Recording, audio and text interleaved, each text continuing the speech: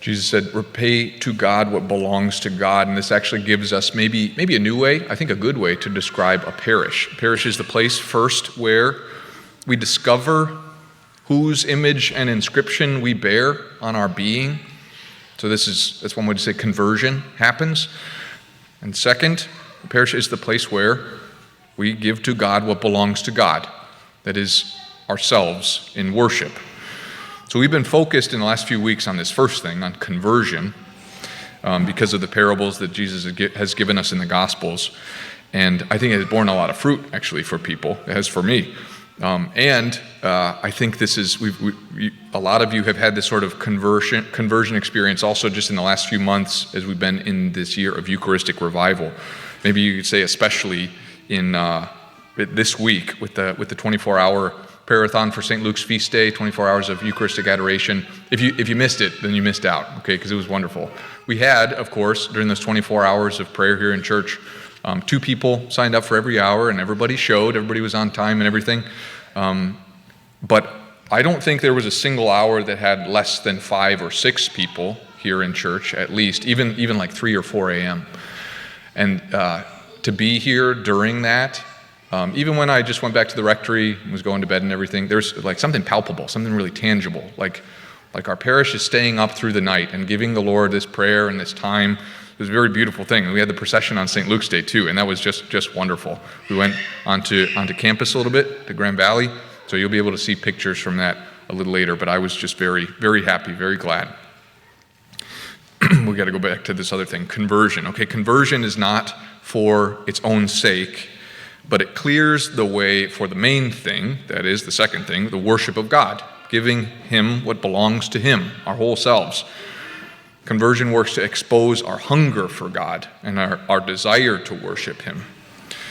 So this is what I want to ask you. When you come to Mass to worship God, to give God as best you can what belongs to Him, what is it like? What happens to the hunger that you have to worship God? For myself, sometimes to worship God at Mass is freedom and joy and peace and even something like ecstasy in giving ourselves to God in worship. But I would say most of the time it isn't like that. Most of the time at the end of Mass, I think there's dissatisfaction, even sorrow, and a sense that I'm just like not worshiping God very well. And there's a bunch of reasons for this, you know.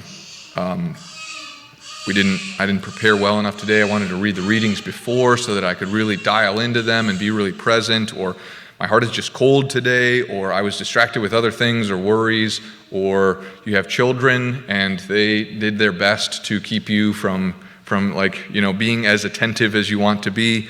Or there's always this too, that there's how you're praying and then you see somebody else who is just obviously not even in this world anymore, and they are so focused and devout, and then you just feel terrible about yourself. So there's a sense that I'm not worshiping very well, and what comes from it is the second thing that's like a weariness or a sense of failure or discouragement.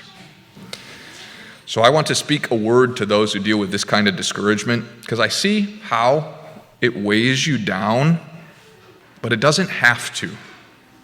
Okay, this is what I would say is like one form of this thing that I despise called Catholic guilt. And I despise it because a lot of people say Catholic guilt, it just comes with being Catholic and you just have to deal with it. You know, like we just deal with like this kind of heaviness and sadness and feeling like I'm just never going to measure up. And that's what it means to be Catholic. You just always feel kind of bad about yourself. And that isn't true. What is the Lord calling us to? He's calling us to a life of abundance and freedom and joy. So here's my take on Catholic guilt. I have very strong feelings about this. Either what we call Catholic guilt is a true guilt, okay? That is, I know that I have chosen to do wrong. And if that's the case, we confess it, we change our behavior, we begin again. And then you're free of it, and you don't have to feel guilt anymore. Okay? Either it's true guilt, and we can do something about it, or it's a false guilt, where we say, I have not chosen to do wrong. I'm living with sincerity. There's just like this vague unease. if it's false guilt, if we haven't done something wrong, then it's garbage to be tossed. But in either case, okay, this is why like Catholic guilt is not like just something to tolerate and bear. In either case, you don't just have to live with like this heavy daily weight that you bear. There's something to do with it so that you can be free of it. The dissatisfaction and even sorrow that we have sometimes with worshiping God is because we love, because we hunger for God, and because we want to give ourselves to Him more than we were able to today. We feel that I am still not totally united to Him. We feel this distance. We feel separation. And the sorrow of feeling separation, this has its remedy in the one that we love. But there is no remedy for the sorrow of those who feel no sorrow. That is, those who feel no sorrow because they have no love, because they have no hunger. So as it turns out, the sorrow of separation, this is not bad, it's good. It's a great gift to hunger for God and to feel dissatisfaction and to desire greater depth when we go to Mass. It just means that we love. It's a reason for gratitude. So the problem is not our dissatisfaction that we have maybe at the end of Mass, but that we allow it to tear at us and to discourage us.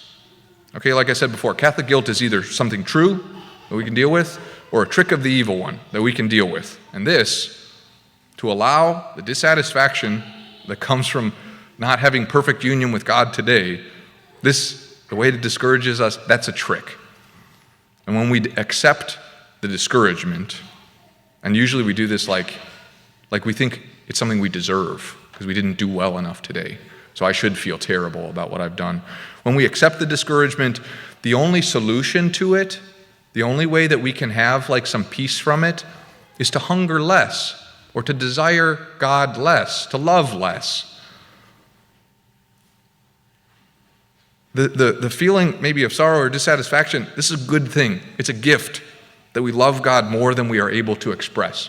Just like a really basic example, for two people who are deeply in love, their goal is not to finally express to the other the greatness of their love for them and then be okay and satisfied.